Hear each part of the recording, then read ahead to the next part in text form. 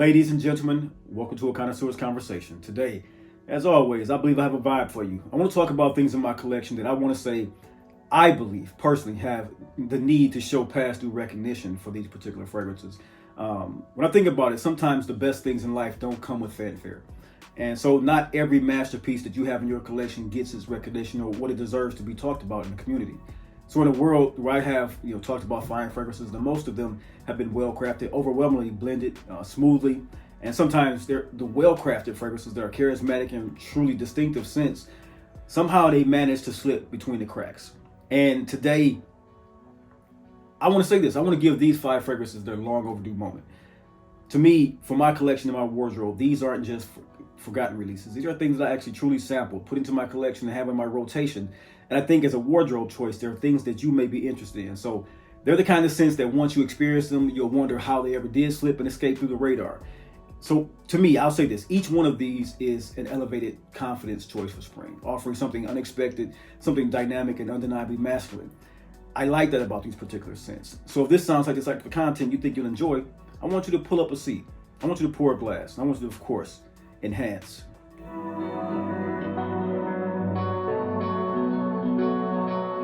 Ladies and gentlemen, welcome to The Dry Down, the lifestyle channel where we as enthusiasts aspire to enhance and elevate our olfactive sensory experiences through the understanding of the different aromas, facets, and nuances of scent, cigars, and wine. I'm your host, Chris. Welcome to today's extraordinary experience. We're going to talk, as I stated, about fragrances that are in my collection and in my wardrobe that I've pulled out recently and started to wear. And I understand that they do not get a lot of experience in the community and a lot of play in the community when it comes to choosing and picking these particular scents. I think they have recognition that is on the table to be talked about. I want to start out by talking about a fragrance that's from an independent fragrance house that I've had in my collection for a few months now. And to be perfectly transparent about this one, this company reached out to me and they asked me if I had ever experienced one of their fragrances, and I told them no, I had not. And they wanted to actually share to me and with the community that I have built one of their experiences. And I chose a fragrance that goes by the name of Shango. And like I said, full transparency, this was a given scent, but I've truly been captured by what this scent does. It is a very beautiful, spicy apple fragrance that I think we should all have on our radar. And so first up, we're going to talk about the scent Shango from Empiria Perfumes. Ladies and gentlemen, here we have in this beautiful red flacon, Empiria Perfumes Shango 5, or should I say Shango 6. Shango 6, this presentation is wonderful. It came very beautifully boxed. Gold plaque, gold top, metal top. Atomizer is finely pressurized, just to show some of the dynamics of what some of these fragrance houses are bringing to the table. I'm sure many of you guys know that many of these fragrance and perfume houses are bringing to forth market some very beautiful fragrance. But I digress on what it is for the bottle. Let's talk about the fragrance. This one, to me, the reason I want to bring this one to the channel, amongst many that have reached out and given me fragrances, this is one here that I'm choosing to say, you know what, it deserves its recognition because Shango has a beautiful, undeniable power to it. It's a fragrance just beyond the name. The name draws you into the Yoruba god that is the one of thunder and lightning. The scent, it embodies this commanding presence that I truly enjoy about fragrances. It's a controlled strength though, and it's a tamed energy, but it does have this level of like untamed audacity with that refinement to it as well. It sets itself apart with this very sensual, bold masculinity from a very nice spice. It's out the way that this opens as it's coming through in the air. It's a lush bite of a red apple that you just cannot miss. It's a mesmerizing scent. It's bright, it's juicy, but it's never candy sweet. And that's what I truly have come to understand is remarkable about this particular scent. Usually when you get an apple accord, it's the green apple accord. And the red ones, they come off too candy sweet. And to me, they hit this one just right on the nose. You can smell what is somewhat reminiscent of a Fiji or Fuji apple. It's then paired with this woody essence of bamboo, which adds an unusual amount of green, crispy nuance to it. It's almost like this dew-like feel to it. The only way I've ever smelled that ever accord once before was in a scent that I had from years ago called Bamboo Harmony by Killian. It's almost like this tea green scent. And that's the way it's coming off. It's overwhelmingly beautiful to me. And I think that is what has captivated about this one to me to bring it to my channel and to my people. The heart of this one is where the intrigue starts to come in. It has this ignition of fiery spices. I can't remember off the top of my head what the spice is. I think it's like a bird's eye spice, which is like a pepper spice that comes in and kicks it up a notch. It brings a dry, like a searing spice to the overall heat of the masculinity and the composition that I'm talking about. When you want a scent that has this smoldering, coolness about it, leathery, slightly warm, cozy leather, it's a little bit of a smoke to it. Rich, supple, refined, luxury car smell, well-worn, aged leather. That's what this one is represented, but it also has, like I said, that audacity to have the spices and red apple in it. And I'm enjoying it. I truly am. I want to make sure that as a pass-through recognition that I gave Empiria Perfumes what it is to have a recognized perfume that's from a small niche brand that has to have, that would at least be able to be on my radar and then show some others what it is that this perfume house is bringing. I have not smelled the others from this house, but I will say this. As far as quality, as far as projection, as far as sillage, as far as like the bottle atomizer, everything that you want in a niche fragrance brand, they've come to represent and showcase that they are here to be power players in the business. And so once again, Shango 6 from Empiria is one that I'm truly enjoying. It's a great spring scent. I'm trying to think more of a nuance that I can tell you that it comes off like, if you've ever smelled Bond number 9, B9, or is it B9 or Lafayette Street? I think it's Lafayette Street, where it has that green and red apple inside of it. This is what is particularly coming off in the essence of, not a dupe or anything, not anything like it, but you get the essence of what that beautiful scent from Bond is in this one. It actually has this great musk accord as well. So all in all, Empiria Perfumes Shango 6 is the first one on this list that I want to put out that has a pass-through recognition vibe for me in 2025. And I keep looking at the bottle because it's such a well-done presentation. Next up, from a more established fragrance house that we know about, and this fragrance here, it deserves a nicely done pure class recognition for it, because to me, the pass-through recognition of this one is this beyond the sleek blue bottle. What it is to have this citrusy, zesty perfume made by Thameen. This is green pearl. When I think about spring fragrances, spring demand a bit of freshness, something alive, but not typically sporty scents. And that's not something I always gravitate towards. Some I have in my collection, but ultimately these are green fragrances that I love because they have a crisp sophistication where it meets a modern masculinity. The scents that feel like this to me, are exactly made in this genre. Empiria is not too far from what it is green pearl is, which is not too far from Himalaya. It's that sweet, fruity, musky, lively, like heady type of airiness to it, etherealness to it, but it still comes off beautiful. Some white florals are always in this, some spices. These, as we talk about how it is, it's like stepping into the lifestyle of the private yacht. The salty air is mingling with the sun at sunset, and this is a fragrance. It's warm and citrus and captures all those immediacies of the environment in a bottle. To me, the best part of this one is the opening. It's a spark of bergamot that is a fastly coming on. Bright and sweet cardamom comes in, a pink pepper. And the pink pepper, I would say, it talks about bird's eye pepper in the Shango. The pink pepper is almost to me what the similar essence is in both of these fragrances. And so if you're looking for something that has a spicy kitchen spice accord, but it's not something like a clove or a cumin or a cinnamon, but you have something that has a lot of headiness, brings forth a masculinity, pink pepper and this bird's eye pepper are two of the best I've smelled this spring so far, especially when I come to spices. You might have some cardamom in there as well that kicks up a notch that goes off with spring. And this, to me, it's beautiful because it gives off this sharp and exhilarating contrast between spices and citruses.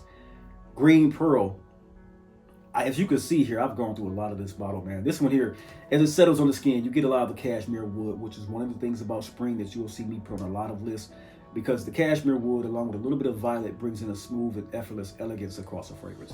It's polished, it becomes a scent that is an equivocator or makes a equivalent of a man who never tries too hard. You know what I mean? It's that scent that says, I'm here, I smell great, I know I smell great. You don't need to pay attention to anything I do, but the only things I say and my production. Because when I smell good, I feel good. When I feel good and I'm looking good, I'm at my peak and at my best. And one thing about this particular scent is that you will feel everything about this, even where it gets interesting in the base of this one that has a little bit of vanilla and amber take on it. It's a very, very well done scent by the House of Thameen. It's not loud. It's not something that's too brash. It's very effortlessly magnetic, and it's one that's a scent for a man who's not out to prove anything. And that's what I like about these type of scents. It's a very beautifully done, citrusy, spicy scent that's coming off with that green appeal that is of a great sophistication. And I'm these scents, man. Like I said, I'm giving, as far as I can tell, a lot of these fragrances don't have a lot of recognition in the community. They had some buzz about them a few years when they came out. When you talk about them, they have people that say they have a little bit of a this or that about them. I'm here to say that these in my collection are very truly magnetic, soft, spicy, warm and cozy fragrances sometimes. But at the end of the day, they're built for spring wear, and they come off very, very majestic in their wearing experience. Fun to wear too. This been Green Pearl, a scent that I'm enjoying so far this spring as well. Next up, ladies and gentlemen, we want to talk about Still Life. Still Life is a fragrance from the house Olfactive Studios that's been in my collection for at least 10 years. This is one that I truly want to keep, not only just for the bottle design, the structure, and what it is that Olfactive Studio represented when I first started doing or collecting fragrances from different niche brands. I had no idea what was presented by them. Olfactive Studio has always had me by the collar, because they've always done high quality fragrances. And that's one thing about this particular house I've always tried to bring about with the two fragrances that I have for this collection. When I talk about Still Life has always and always will forever be one of the most fantastic yuzu fragrances for springtime wear for me. It's something that's very, very rich. It's a scent to me that feels like a movement. You know, it's like a impromptu road trip. Like you just want to put this fragrance on, put it in your bag, put it in your weekend bag, and just go from Michigan to Chicago in a heartbeat. It's the one that starts the way you want life to end. You know what I mean? This is when you want your evenings and your days to all be seamlessly beautiful. This is the fragrance that you particularly wear. Still Life, to me, is the energy in a bottle of a very beautiful night, a bright and bold night. Bright and bold day, I should say, that leads into a very bold night. I love this particular scent for its yuzu, man. It's got a lot of pepper in it as well. Mandarin, things that just have a combo of electric energy and not just citrusy. You know, it's got some, that yuzu accord comes in conjunction with some sweet ambers, and it's a nice little dun neroli leaf in this as well. So what I truly love about fragrances in this collection I'm coming to see that I picked out, it's about the freshness, the upliftingness, the pepper that's in each one of these, while also having a cocktail of tea. I'm seeing that I picked a particular DNA that is coming off to me, and I did not know I was doing that. These are fragrances that I think in the community are very, very much so overlooked for one reason or another. But the way that this one comes off, Still Life, there's this refined spice in here that I love. The pepper is just super, super nice. The base of this particular fragrance, it settles into a tonka, moss, and musky style sweetness, and that tonka is just overwhelmingly beautiful in this one. To me, this one, like I said, this is a dope road trip with a fine, beautiful woman on your shoulder, getting off, walking the magnificent mile, having dinner at one of the finest restaurants, and smelling as fantastic as you can with your linen blazer on and your Chelsea boots, your tailored denim, your white button up, and your ascot. This is what this particular scent smells like, while also having some fun-loving aspects to it. A great vacation scent. It's well put together. Get your nose on Still Life from Olfactive Studio, guys.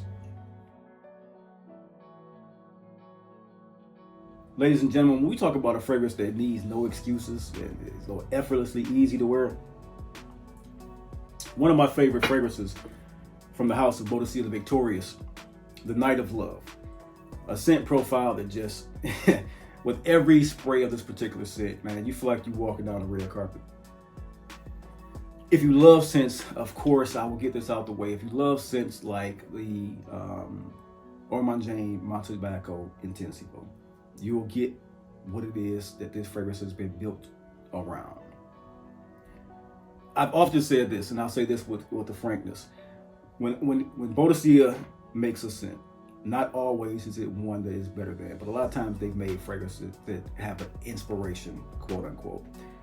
Often when you hear that with this house, you'll think that, or hear the fact that they made it better. I'll say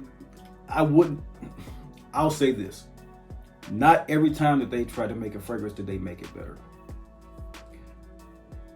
Night of Love. If the inspiration was Montebaco Intensivo, what they've done to that particular scent profile, which I've mentioned in many videos, is one of my finest tobacco fragrances for spring and summer.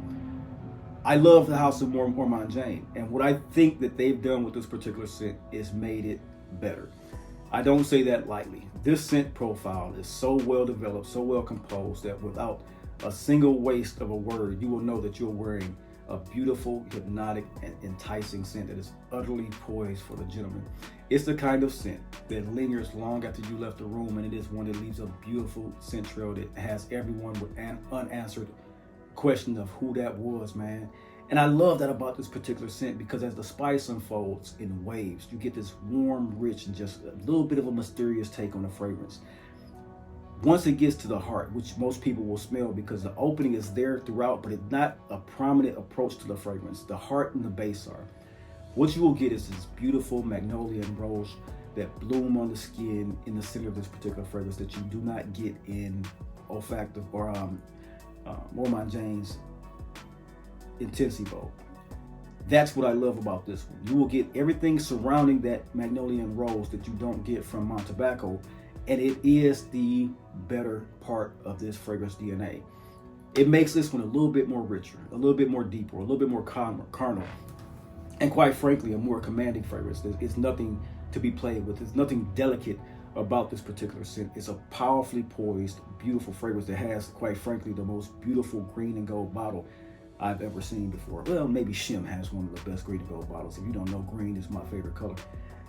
This basically here, when it comes up to the base, what you will get is that tobacco leaf, a little bit of leather, a little bit of moss vanilla, and it's just this rich and luxurious smelling, timelessly made fragrance that's built to last. The Night of Love is not for the shy person though. It's a statement maker. So it's a signature that you can have of a fragrance that kind of wears very, very uniquely on you. And it's exactly what you need to make an impression in this world, what you need when you want to have someone remember you. Night of Love is one of the most spectacular in the genre fragrances, especially for spring and summer, where I must say, once you get your nose on this, and it's one of those scents that has that little bit of peculiarity to it with a little bit of spices, that airiness that I'm talking about in this entire list, which is amazing, the way I structured this list. But at the end of the day, this scent profile is one of the best for me, and I think that you will be intrigued by what it gives you and actually pleasured by what it will give you as well. So once again, Boadicea the Victorious actually did, for this particular scent profile, make what I will quote and call a better DNA profile to this particular scent. Get your nose on Night of Love from Boadicea.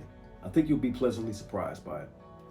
Finally, what we're going to do here, we're going to talk about an unsung hero from the scent profiles that Xerjoff puts out. Their lineup, we know it's 1,000 fragrances now. They keep on producing. A lot of times they've overproduced to where you can get just too redundant. They're going too far into the production of too many fragrances, I would say. That's my opinion. When it comes to the DNA of the original Uden, that sexy, breezy, sunlit elegance, and it turns it up a notch in this one. It makes it for a deeper, richer, even more addictive scent profile. And I've recommended this fragrance to so many people. This is actually my second bottle, and I'm halfway through it. Bright bergamot Mandarin comes in first, like a sudden burst of Mediterranean air. That's what this whole list has been about. And I'm very, very much so pleased with the way this come across, because I want this list to be known as the, these to me need some recognition. And I don't know why. It might just be this profile that I'm not seeing a lot. Maybe just because it's a spring profile. I'll give it that. But when it comes to the actual past due recognition of overture or overlook, I can't even say an overdose from the collection that is the Uden flanker. It's a beautiful scent. To me, this one has this warm, spicy twist that gives it more of an unexpected depth, than the original. It's not too much though. It's just enough to keep this one more interesting than the first one. And then you're coming off something that to me is a masterpiece in Uden. I've said that many times. And then so to me, what it is, they amped up the musk a little bit. They amped up the tonka and wrapped it in a trail that is spicier, more floral with the amber or a tobacco blossom. And that sensuality is what makes this one endlessly wearable for me, especially in the spring and summertime. And this fragrance, I think talking about it more, we should, because maybe it's the big brother that takes up the spotlight, but this one here, makes no mistake about it, it's a bold take on this actual DNA that smells spectacular. one that I've enjoyed, one that you see, like I said, I'm on my second bottle, I'm halfway through. Beautiful scent profile. That has been Uden Overdose by the House of Xerjoff. Last but not least, I know y'all, having honorable mentions, as I stated in my last video, it's a cool way to wrap up a video and talk about a fragrance that has some of the essence of what you're talking about, but it might not be in the same granular thought process or formula or DNA, which I've said I did not know I was putting together so many spicy, airy fragrances that have a crispness to them. And when I picked this one up, this one has a similar profile. This is Mandala from the House of Masque. Milano. This one here is a fragrance that you just see the smoke curling in the air, and it's actually one that fascinates me because it's almost like you have an aristocrat coming from the Arabian Peninsula is having a vacation in Tuscan, Italy, and they brought their frankincense with them. Because that's exactly what I get from it. I get what it is to be in Santorini with the lemon groves and the fresh vines and the tomatoes and everything around you. The sea air is blowing in and bringing this salty, salinic feel to you. But you have so much frankincense inside this one that it's not something overpowering resinous as much as it is a fresh, ethereal, uplifting style of fragrance. In wearing an incense fragrance, it can often feel too heavy in the spring, but Mandala is very, very different. It's airy, it's almost weightless, and it's like this very meditative style of incense that it exists between, to me, what it is to have the physical and spiritual realm of having an incense scent around you. And I love that about this particular scent, and that's exactly why it's on here. It's a cool, almost transparent fragrance that has a fresh rather than smoky tonality to it. You also in this one get another spice and citrus feel to it, like it's a cardamom and citrus that has a little bit of uplifting to it. It keeps it light, almost crisp in the way that it comes across. As a blend, you have resins, you have woods that anchor this one, but it never becomes dense. It stays in this floating, elusive, and almost unforgettable scent profile that I think Mandala deserves a lot of recognition for spring wear. And I can't wait to wear it. The greenness in this one is phenomenal as well. Once again, as an honorable mention, Mandala needs to be put in someone's rotation that's watching this video so they can have one of the best spring wearing frankincense fragrances that has that profile, that ethereal profile that comes off with that almost mystical feel to it. I love this one, and I can't wait. And it's a powerful scent, man. You wouldn't believe how much I wear this with 1 or 2 sprays. It comes across magnificently with its performance. That's Mandala once again. Gentlemen, ladies, recognition matters. I'll say that. Today's video, I pulled out 5 in the honorable mention of fragrances that, and to me, they're a little bit in the shadows, and they need a little bit of spotlight to bring in, just to kick up the notch of what it is that they're offering. None of these are new fragrances. These are actually spec fragrances from years in the past. Maybe the newest one is maybe 2 years old, 3 years old. These are fragrances that have been on the market, and they have passed through recognition. They have to have someone talk about them and bring them to light. I want you to know that me bringing these to light today was something because I have them in my wardrobe. I have them in scents that I truly stand by, and I think that they're beautiful fragrances. I also want to state that, when you have fragrances like this in your collection, they bring about a certain aura about you. And that's one that's a fun-loving, little bit of a mysteriousness to you, but you have something that has a lot of depth and quality behind these particular fragrances. So I want you to just go out and try to get samples of these. And just remember that scent is memory, collecting is legacy, and community is culture. And we here at the Dry Now have the best of cultures.